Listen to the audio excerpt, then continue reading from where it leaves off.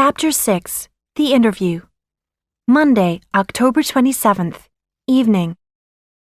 When I got home, I didn't tell my mom about Grandma's plans for the wedding. My mom was in the bathroom. She was feeling sick because she was pregnant. Mr. Giannini was in the apartment. It was nearly time for my TV interview with Beverly Bellerive. He switched on the TV and we watched it together. The interview was horrible. It went like this. A man's voice spoke at the beginning of the show. He was the announcer. Voice. It is Monday, the 27th of October. On 24/7 tonight is Beverly Bellerive's interview with America's Princess, Mia Ronaldo. A picture of me and Beverly Bellerive came on the TV. We were in the penthouse suite of the Plaza Hotel. Beverly looked at the TV camera and spoke. Beverly. This is the amazing story of an ordinary teenage girl. She lives in New York City with her mom, Helen Thermopoulos. Helen Thermopoulos is an artist. A month ago, Mia was a normal teenager. Her life was filled with ordinary teenage things like homework and friends. Then one day, everything changed. Then Beverly turned to me and started asking questions. Beverly. Mia, please tell us about that day, the day when your life changed completely. Me. I was here at the plaza with my dad. He told me 2 pieces of amazing news. First he said, I am the Prince of Genovia. Then he said, you are the Princess of Genovia and my heir. When I die, you'll become the ruler of Genovia. Beverly. How did you feel about that news? Me. I was really upset. Me, a princess. I didn't want anyone at school to know. I didn't want to be a freak like my friend Tina Hakim Baba. Tina's life is strange and lonely. Her father owns an oil company, and he's very rich. Tina's parents worry about her safety. A bodyguard goes everywhere with her. He even comes to school. But that's what has happened to me, too. I have a bodyguard. I'm a freak, too. A huge freak. Beverly. Oh, Mia, I can't believe that. Aren't you popular at school? Me. No, I'm not. I'm not popular at all. Only the jocks, the boys who are very good at sport, are popular in my school. And the cheerleaders, the girls who shout and cheer while the jocks play, are popular too. But the popular people aren't my friends. I never get invited to their parties. Those are the really cool parties. Everyone drinks beer and everyone makes out. Kisses. Beverly. Your grandmother, the Dowager Princess of Genovia, is helping you, isn't she? She's showing you how to be a princess. Me. Oh, yes. She's giving me princess classes after school. Beverly. Mia, you had some exciting news recently. Me. Oh, yes, I'm very excited. I've always wanted to be a big sister, but my mom and her boyfriend won't have a big wedding. At that moment, my mom came out of the bathroom. She looked at the TV. She heard what I was saying on the film. Her mouth opened in shock. I had told the whole of America her private business. We watched the rest of the TV show. As we watched, I became more and more embarrassed. The interview ended like this. Beverly. Amelia Mignonette Thermopoulos Ronaldo isn't a jock or a cheerleader, but she is a very unusual girl. She's a modern princess. She is America's princess. Mia has the same problems as all American teenagers, but one day she will rule a country, and next year Mia will be a big sister. 24/7 is the show that heard Mia's exciting news first. Mia's mother, Helen Thermopoulos, is expecting a baby in July. The father of Helen's baby is Frank Giannini, Mia's algebra teacher at Albert Einstein High School. Frank and Helen will be having a small, quiet wedding. Mom and Mr. Giannini were nice to me. They weren't mad, but they were upset. The phone rang. It was Lily. My best friend was mad. You called us freaks, she said angrily. What did you mean? Lily, I didn't call you a freak, I said. You said only jocks and cheerleaders are popular at my school, Lily replied. You said I don't go around with the popular kids. All your friends are unpopular. That's what you mean, isn't it? Your friends aren't cool. They're weird. They're freaks. Then she hung up the phone. A few seconds later, the phone rang again. It was my friend Shamika. Mia, she said, I invited you to my party. Do you remember? Yes, I replied. Well, my dad won't let me have a party now, said Shamika. My dad said, now parents of students at Albert Einstein know the truth. Mia Thermopolis has told us what happens at teenage parties in this area. Students have sex and drink beer at their parties. You can't have your party. Oh, Shamika, I said.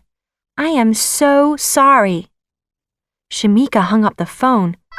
The phone rang again. It was Tina Hakim Baba. Immediately I apologized to her. I'm sorry, Tina, I said. Why are you sorry? Asked Tina happily. You said my name on TV. I know. I had also called Tina a freak. I can't believe it, she said. It was so cool. It's the most exciting thing that has ever happened to me.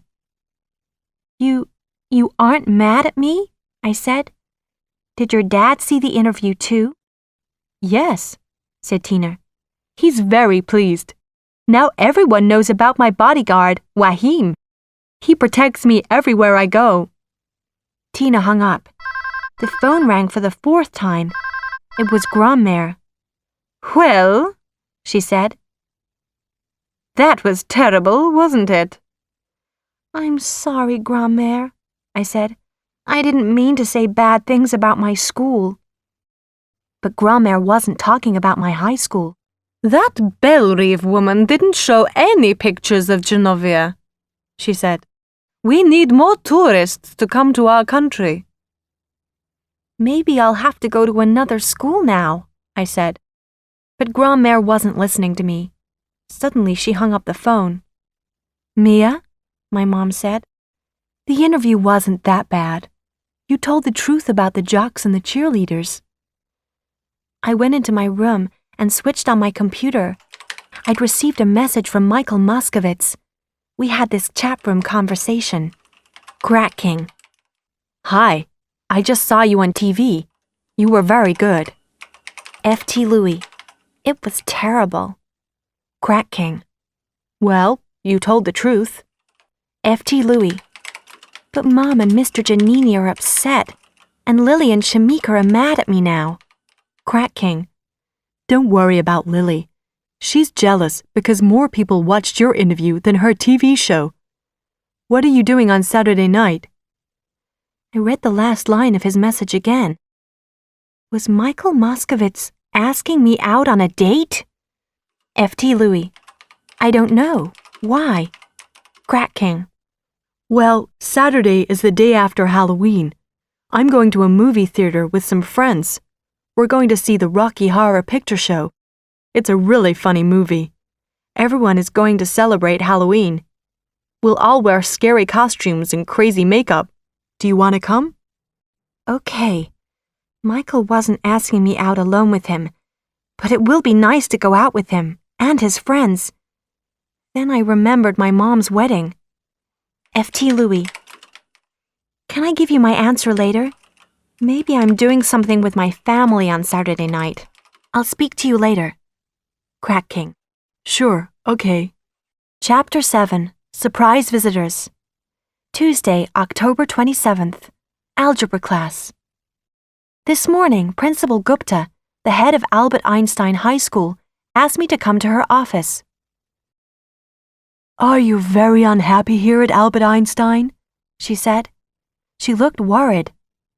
Last night, in your TV interview, you said I'm not popular. But everyone in the school knows who you are.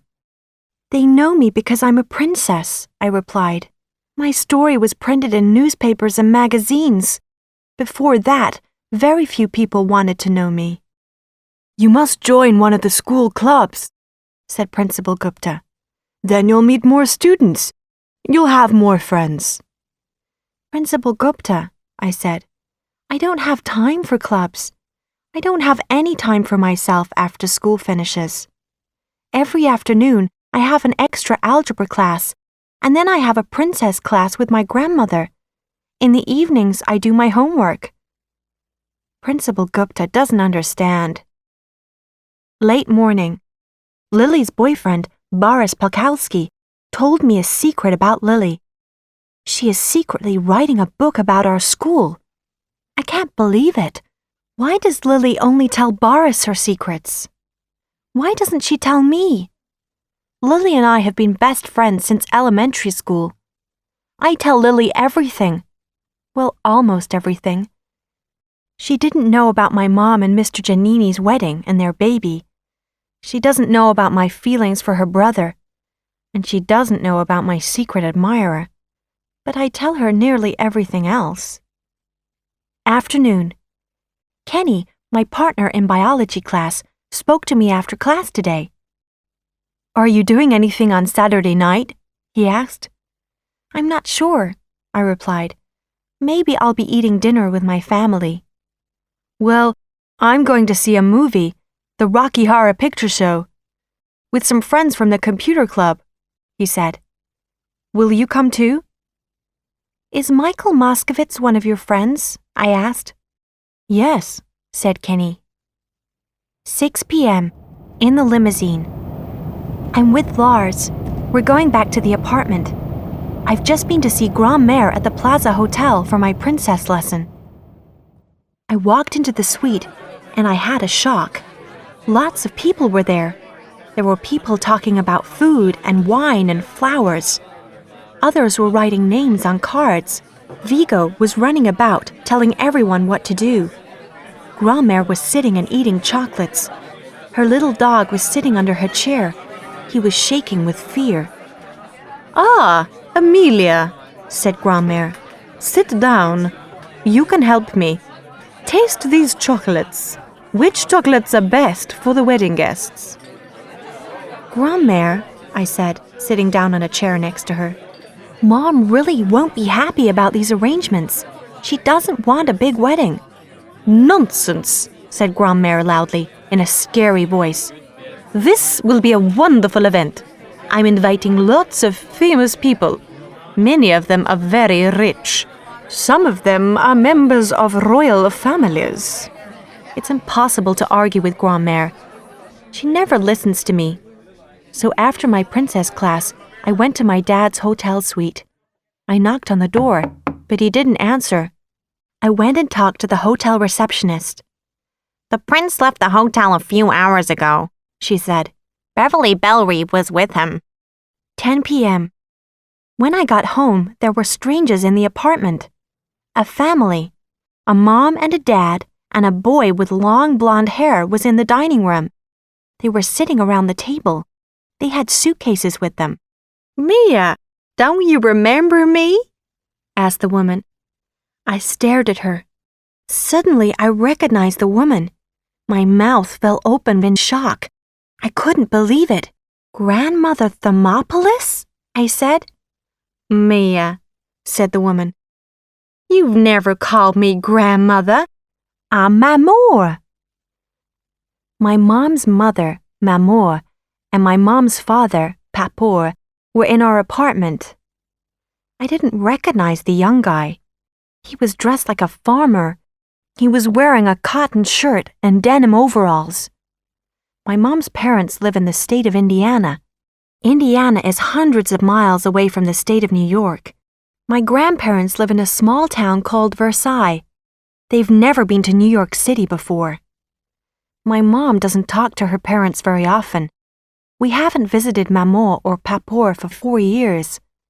When I was born, they were angry. This was because my mom didn't marry my father. My grandparents didn't help my mom when I was a baby. They didn't give her advice or any money. I went to find my mom. She was in her bedroom. She was talking to my dad on the phone. Philippe, she was saying angrily, your mother has invited my parents to New York. My parents, Philippe. You know how I feel about my parents. Then she saw me standing by the door. Are your grandparents still out there? She whispered. Yes, I said. Did you invite Maman and Papour here? No, I did not, said my mom. Grand-mère Clarisse invited them. She's arranged a big wedding. It's gonna be on Saturday. Her voice was getting louder and louder. Your grand-mère has invited hundreds of people, all her friends. I felt terrible. I had forgotten to tell my mom about grand-mère's wedding plans. Mom held out the phone toward me. Your dad wants to talk to you, she said. Mia? Said my dad. I've arranged for your mother's parents to stay at the Soho Grand Hotel. It's near your apartment. I'll send Lars with the limousine. Put the Thermopolises in the car. Lars will take them to the hotel. Okay, Dad, I said. But what about Grand-mère's plans for the wedding? Don't worry, Mia, he said. I'll talk to Grand-mère. I returned to the living room. My grandparents were still sitting at the table, but the young guy was in the kitchen. He was looking inside the refrigerator. I'm hungry, he said. Do you have anything to eat? No, I said, but you'll be able to order food from your hotel room. A hotel room? Said Maman. Papour and your cousin Hank and I have come all the way from Indiana to see you, and you're going to put us in a hotel? I stared at the big blonde guy. This was my cousin Hank? Hank is the son of my mom's sister, Marie. When I last saw Hank, he was about 13 years old, and I was about 10. Hank had been a thin little boy. Now he was big and more than 6 feet tall. That Frenchwoman, Clarisse Ronaldo, called us, said Maman. She told us to come here. She was going to pay for our visit. We can't pay for an expensive New York hotel. That's okay, I said. My father will pay your hotel bill. Oh, good, said Maman, smiling. Let's go. When Lars came with the limousine, I went with them to the hotel. But when we arrived at the Soho Grand, I had another surprise.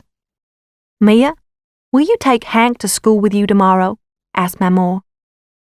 Oh, you don't want to go to school with me, Hank, I said quickly. You're on vacation. But I want to see what a New York City high school is like, said Hank. When he said New York, Hank pronounced the words New York. People from Indiana don't speak like people who live in New York. They have a different accent. Then Hank whispered to me so that Maman didn't hear. And I want to see what New York girls are like, he said. So I had to say okay. When I got home, Mom was lying on her bed. She was reading a magazine. Her eyes were red from crying. Oh, Mia, she said. Come here and let me hug you. I'm sorry. I'm a terrible person. Grand-mère Clarisse has made me angry and upset. She's planned everything. She's arranged when I will be married. She's chosen the place for my wedding. She's invited the guests. And Grand-mère asked my parents to come to New York. They've come all the way from Indiana to see me, but I didn't want to speak to them. I didn't want them to stay here. I sent them to a hotel. But I didn't think about your feelings. I felt sorry for my mom. Pregnancy should be a happy time. All this is Grand-mère's fault. She's made my mom unhappy. 11 p.m. Josie Rocks has sent me another email. Josie Rocks. Dear Mia, I saw you on TV last night. You looked beautiful. Don't worry about your problems with some people at school. You're really great. That's what most of us think. Your friend. I wrote back immediately. F.T. Louie. Dear friend, thank you very much. Please tell me who you are.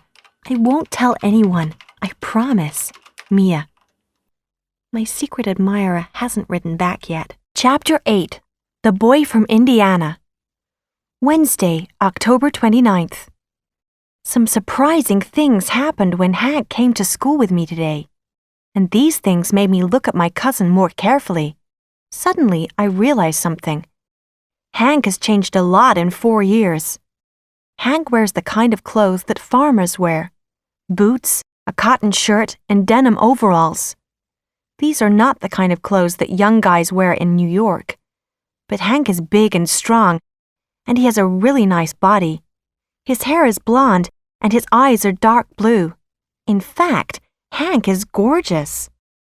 All the girls stared at him as he walked through the school hall. "Who is that sexy guy?" they asked me. When Lana Weinberger first saw Hank, her eyes opened wide with surprise. "Who's your friend?" she asked me. "He's not my friend, he's my cousin," I replied. "Well, you can be my friend," Lana said to Hank. "Thanks," replied Hank. He looked down at Lana and smiled. But the biggest surprise of all was Lily. When she saw Hank, her mouth fell open and she couldn't speak. She just stared at him.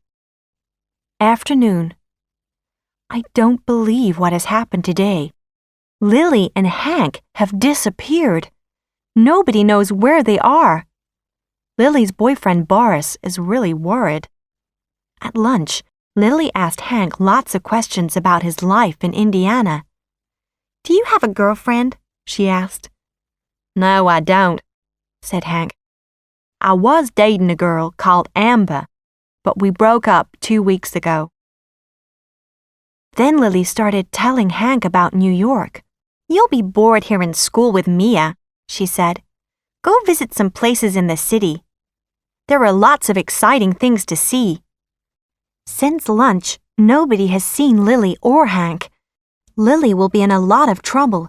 She's run away with Hank, and she's missing her classes. Now I have to tell my grandparents. Their grandson has disappeared. What will Mamour and Papour say? Algebra class. I told Laws, my bodyguard, what has happened. "Lily and Hank have disappeared. They've run away together," I said. "I'll call the police." "No, wait," Lars said. Then he spoke to Mr. Giannini. Mr. Giannini agreed with Lars. "Lily is quite sensible," my algebra teacher said. "She'll look after Hank." But I'm really worried. Have Lily and Hank fallen in love with each other? Hank isn't very smart, but perhaps Lily doesn't care about this. He is very good-looking. 7 p.m. Hank and Lily are okay. They're safe. Hank got back to the Soho Grand Hotel at about 5 o'clock. Lily got back to her apartment at about the same time. "We've been walking around the city," they said. I don't believe them, but I have more important things to worry about. When I went to the Plaza Hotel for my princess class with Grandmère, my dad was outside her door. He was looking nervous. "Mia," he said, "I have some bad news. Grandmère has already sent out the wedding invitations." "What?" I said. "Don't worry," said my dad. "I'll take care of everything." My dad is a good man, but Grandmère is stronger than him. He won't be able to stop her. I walked into Grandmère's suite. The royal wedding planner, Vigo, was with her. "Lots of famous people have accepted our invitations," said Vigo proudly. "It'll be the biggest, most important wedding in New York this year." I didn't say anything. I was thinking about Mom. She was going to be shocked when she saw hundreds of famous people at her wedding. None of them are her friends. "Your dress for the wedding has arrived," said Vigo. And suddenly he pulled a dress from a box. "What do you think?" I've never seen such a beautiful dress. It was pink with a huge skirt. As soon as I saw that dress, I wanted it. I wanted it more than anything in the world. And then I remembered. This dress was for my mom's wedding, the big wedding that Grandmère had planned. I felt terrible.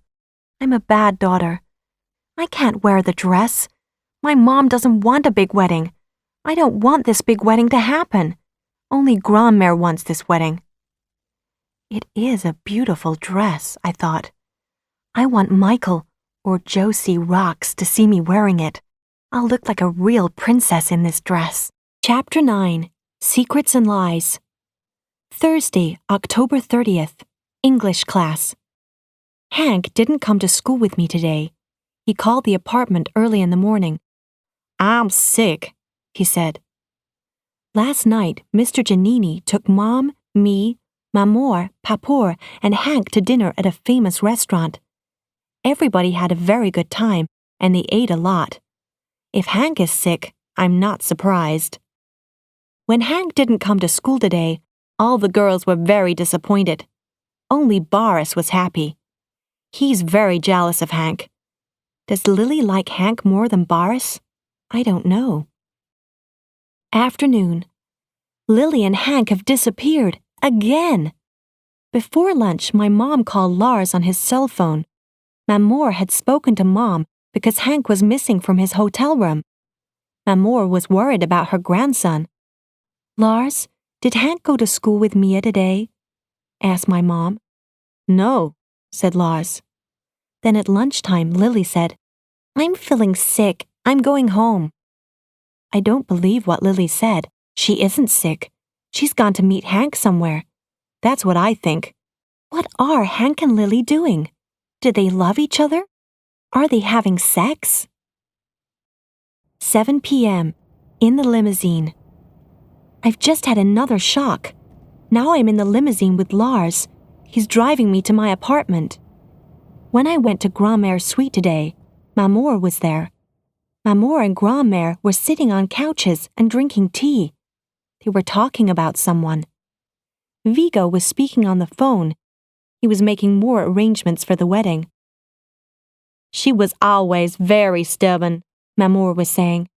"She never takes advice or listens to anyone." "I am not stubborn," I said. "Don't enter the room in that rude way, Amelia," said Grandmère. She spoke in French. "Come here and say hello to me properly." I went and kissed Grandmère on both of her cheeks. Then I kissed Mamor on both of her cheeks, too. Mamor laughed and said, "We don't say hello like that in Indiana." "Now, Shirley," Grandmère said to Mamor in English. "What were we talking about?" "Helen is being difficult about this wedding, and I'm not surprised," said Mamor. "But Papour and I are very happy. Frank Giannini is very nice." So they weren't talking about me. They were talking about my mom. They're arranging this wedding together. "Surely we both agree," said Grandmère. "This wedding will take place. It must take place." "Oh, certainly, Your Highness," said Mamor. "But Grandmère," I said, "Mom doesn't want—" "Vigo!" shouted Grandmère. "Bring those shoes for the princess. She'll wear them with her new pink dress on Saturday." Vigo came toward me with a pair of pink shoes. They were the same color as my dress.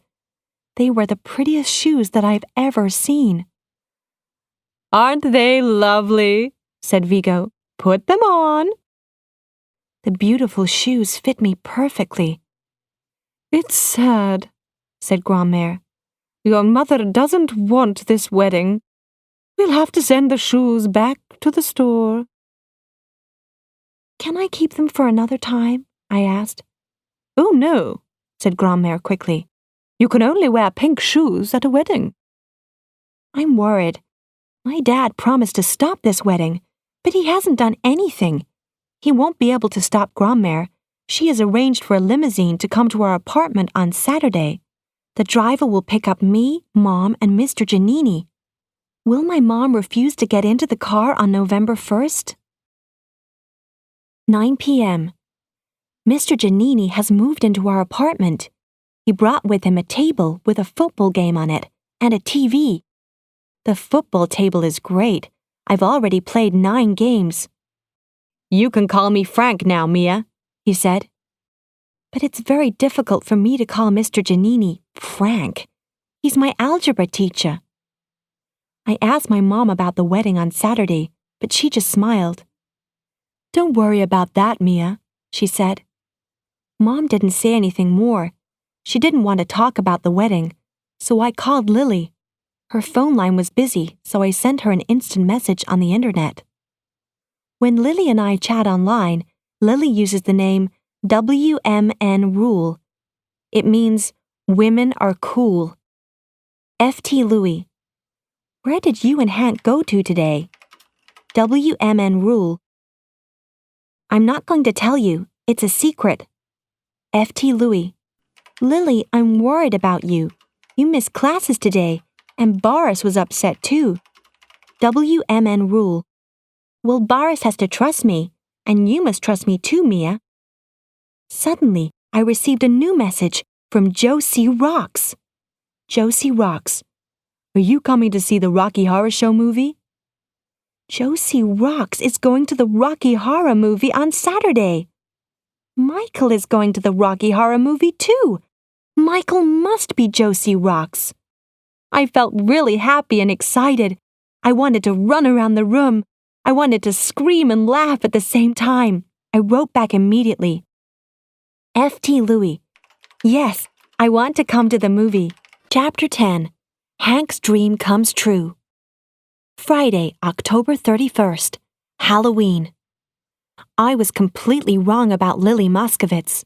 At lunch, I found out the truth about her and Hank. We were all sitting in the school cafeteria, me and my bodyguard Lars, Tina Hakim Baba and her bodyguard Wahim, Lily, Boris, and our friends Shamika and Ling Su. Suddenly, someone walked up to our table. We looked up. A tall, very handsome young man was standing there. We all stared in surprise. It was Hank, but he looked very different. Everyone in the cafeteria stopped talking. They were all looking at him. Hank was wearing a black sweater, a long black leather coat, black jeans, and black boots. His blonde hair had been cut short. He looked like the actor Keanu Reeves in the film The Matrix. "Hello, Mia," said my cousin sitting down beside me. Hank's clothes were different, but his voice was different too. It was deeper. He didn't pronounce words like a person from Indiana. He no longer had an Indiana accent. So, Lily said to him, "What happened?" "Well," Hank said in his new, deep voice. "I have to thank you, Lily.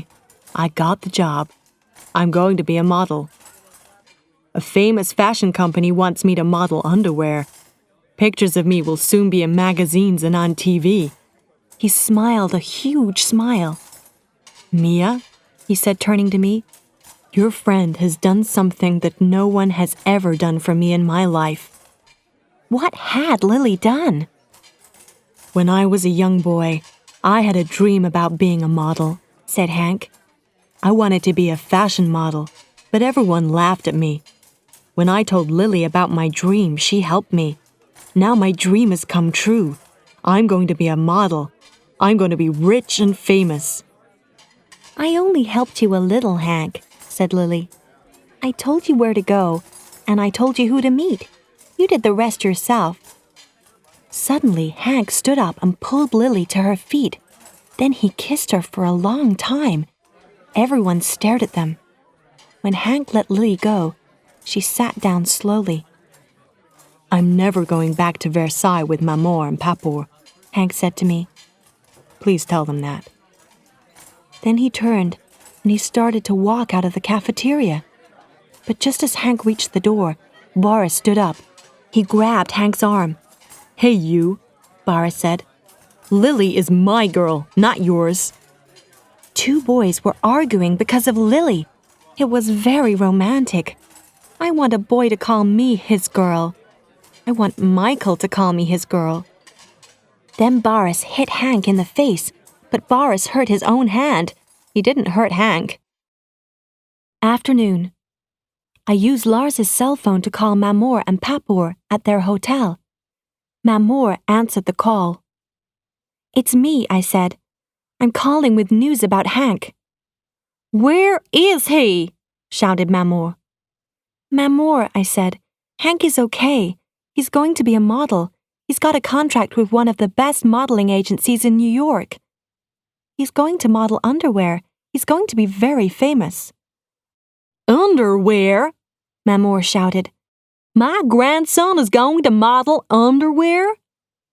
Mia, tell Hank to call me right now. He is in big trouble. Okay, Mamour, I said. Is the wedding still going to take place tomorrow? Did you talk to my mom? Of course, said Mamour. Everything is ready. Really? I said. I was very surprised. Has Mom agreed to the plans? Will she be at the gold and white room at the plaza on Saturday? Yeah, she'll be there, said Mamour. I hung up the phone. I felt sad and a little disappointed. I was sad for Mom because she didn't want a big wedding, and I was sad for myself because I didn't want to go to the wedding on Saturday. I wanted to go to the Rocky Horror movie with Michael. Later, I talked with Lily about Hank. Michael was there too. Me. Why did you help Hank become a model, Lily? Lily. Hank had a dream about becoming a model, so I helped him. I gave him some advice about fashion. I helped him to speak without his Indiana accent. Then he went to the modeling agency. They said, "You're tall and you have an excellent body. Your face, skin, eyes, teeth, and hair are very good." Then a photographer took some photos of Hank. The pictures were great. The agency became very excited. The next day, they gave him a job. Me. Why was Hank's visit to the agency a big secret? Why didn't you tell me about it? Lily. Because he didn't want you to laugh at him. Hank is your cousin. You don't see him as other people see him. But he's a very special person. He'll do great things. His dream can come true. Michael. Yeah, he'll model underwear. Lily. You're jealous, Michael. Hank is going to be a supermodel. Michael didn't say anything else to me all day. Is he Josie Rocks, my secret admirer? Why won't he tell me? 5 reasons why Michael won't tell me. 1. He's shy. He can't tell me his real feelings. 2. He thinks that I don't like him. 3. He's thought about me, and now he doesn't like me. 4. He doesn't want a freshman to be his girlfriend. He's older than me. He's a senior. 5. He isn't Josie Rocks. Chapter 11. My Mom's Wedding Day. Saturday, November 1st, 7 p.m. The Plaza Hotel. It's been a very strange day. When I woke up this morning, the apartment was very quiet. I went to my mom's bedroom and knocked on the door, but nobody answered. So I opened the door and went inside. No one was there. A few minutes later, the phone rang. It was my dad. "Dad, Mom has disappeared," I said. "And Mr. Giannini isn't here either. Where are they?" Don't worry, Mia, said my dad. Your mother is okay. She's written you a letter. I have it here. You can have it at 8 o'clock tonight. But Dad, the wedding is at 8 o'clock tonight. I know, said my dad. I have to go now, Mia. No, Dad, wait. But my dad hung up the phone. Then it rang again. It was Grandmère. Are you and your mother ready? She asked. We're all going to the beauty salon. You have to get your hair and makeup done. Mom's left already, I said. Well, said Grandmère, the limousine is coming to your apartment at 10 o'clock to pick you up. When the limousine arrived, Grandmère was sitting in it with Mamour. Your mother has gone to another beauty salon, said Grandmère. Your father told me. We went to Grandmère's favorite beauty salon, Chez Paolo. We stayed there all day. When we left, our hair and makeup looked beautiful. Then we went back to the Plaza Hotel, and I put on my lovely pink dress and shoes. I'm sitting here in a little room, waiting for my mom. 9 p.m. My mom and Mr. Giannini are married. At 7:45, the wedding guests began to arrive at the white and gold room. Hundreds of famous people came. There were rock stars, millionaires, and film actors. There were members of royal families and beautiful models. At 8 o'clock, I asked my dad for my mom's letter. I read it, and then I had to sit down. I couldn't believe what I read. Then my dad went to the front of the room and made a speech to the guests. "Thank you all for coming here tonight," he said. "Unfortunately, the wedding will not take place this evening. This morning, Helen Thermopolis and Frank Giannini eloped. They flew to Mexico and got married secretly." Grandmère screamed and almost fell from her chair. Vigo ran to help her. "But please stay and have dinner with us," continued my dad. "There is lots of wonderful food and wine in the ballroom. And thank you again for coming." The guests were very surprised. They stood up and went into the ballroom. I read the letter from my mom again. "My dear Mia, you will be reading this letter at 8 o'clock. By that time, Frank and I will be married. I couldn't tell you our plans before. I didn't want your grandmother to ask you questions about us. You're a wonderful daughter, and you've helped me a lot during this crazy time. This new baby will be very lucky. He or she will have a wonderful big sister. Your loving Mom." I wasn't shocked by the news of Mom's secret marriage. It's very romantic. I was shocked because my father helped my mom and Mr. Giannini. And my dad stopped Grandmère's plans. My dad has always been frightened of Grandmère. I went up to my father and put my arms around him. I hugged him tightly. "You did it, Dad," I said, laughing. "Grandmère will be really mad when she knows the truth." "Why are you surprised, Mia?" he said. "I'm not frightened of my mother. She isn't as bad as you think." Just then, Vigo came over to us. "Your Highness," he said to my dad, "your mother, the Dowager Princess Clarice, is in her hotel suite. She won't come out. She's upset and embarrassed." My dad and I went up to my grandmère's penthouse suite. My dad knocked on the door. "Mother," he called, "it's Philippe. Please open this door at once." There was no reply. "Dad," I said quietly, "let me speak to her." "Grandmère, it's me, Mia," I called through the door.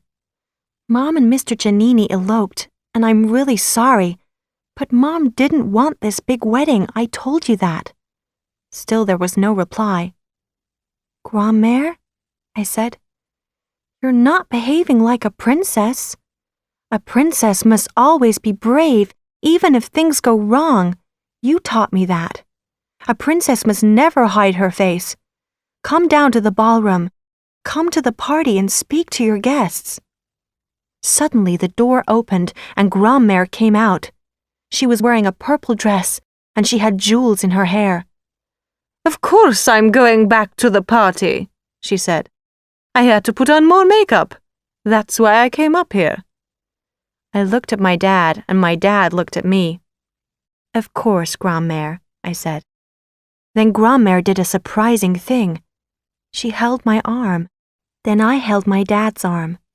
The three of us stood in the hallway, joined together. It was a very special moment. Sunday, November 2nd, 2 p.m. Everybody had a very good time at the party. Later in the evening, Hank arrived.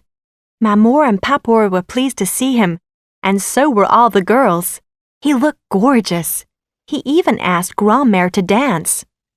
At 10 o'clock, Lars's cell phone rang. It was my mom calling from Mexico. She and Mr. Giannini were drinking champagne on a beach. She was really happy. I talked to her quietly because I didn't want Grandmère to hear. A few minutes later, my dad came up to me. "Mia, don't you want to meet your friends tonight?" he asked. I hadn't forgotten about the Rocky Horror movie, but I remembered Grandmère's words to me in princess classes. "Your family is more important than your friends," she had said. But now Grandmère was happy. She had forgotten about me. She was dancing with a famous film actor. "Yes," I said to my dad, "I do want to meet my friends." Well, you can go, he said. Lars drove me to the Rocky Horror movie theater. When we got there, we drove up and down the street looking for my friends. Suddenly, I saw Lily. Boris and Michael were with her. Kenny Showalter and Michael's other friends from the computer club were there too. They were all dressed in weird costumes. They looked like characters from horror films and ghost stories. I got out of the car and ran toward them. Michael stared at me. I don't have a horror costume, I said, looking down at my dress. I'm sorry. You look really, he said. Then he stopped. What was he going to say? Didn't I look okay? Did my dress look stupid? We sat and watched the movie. I was sitting in a seat between Michael and Kenny. Lars sat behind me. Michael didn't say much. Kenny tried to talk to me, but I was only thinking about Michael. I sat beside him in the dark, and it was wonderful. The movie lasted for 2 hours, and it was really good.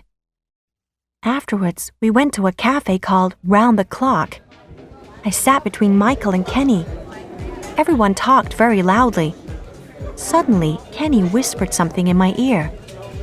Have you had any interesting mail lately? He asked. Then I realized the truth. Michael wasn't Josie Rocks. Kenny was my secret admirer. Kenny is a really nice boy and I like him, but he isn't as sexy and attractive as Michael Moskovitz. I looked at Kenny and I tried to smile. Oh, Kenny, I said. Are you Josie Rocks? Yes, said Kenny. Will you come on a date with me, Mia? I was very disappointed. Kenny is a good friend, but do I want him to be my boyfriend? No, I'm in love with Michael, but I didn't want to hurt Kenny's feelings. I spoke kindly and quietly to him. Okay, Kenny, I said. I'll go out with you. Kenny smiled and put his arm around my shoulders. Michael saw Kenny putting his arm around me and smiling. Suddenly, Michael stood up. There was a weird expression on his face. I'm tired, he said. Let's go home. What's wrong, Michael? Said Lily in a surprised voice. I'm tired too, I said. Lars, please can we go to the car? Mia, can I call you later? Asked Kenny. Lily looked at me. Then she looked at Kenny. Then she looked at Michael. Suddenly she stood up too. Come on, she said to Boris. It's time to go. Lily, Boris, Michael and I went in the limousine with Lars. Michael sat beside me in the car. He was silent and I felt terrible.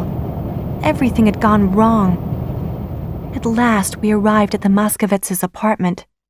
Suddenly Michael turned toward me. You look really nice in that dress, he said. I smiled at him. Suddenly I felt happy again.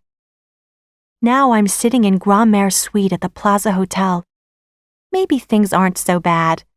Soon I'm going to have a new baby brother or sister. And I've got a really nice new stepfather, Mr. Giannini. Kenny called at midday. I'm going to see a Japanese movie with him at 4 o'clock. After that, I'm going to Lily's place. I'm going to spend the night there. We're going to watch a video of my favorite movie, Dirty Dancing. Yesterday was a special experience. Maybe I'll see Michael at breakfast tomorrow morning. That will be better than anything.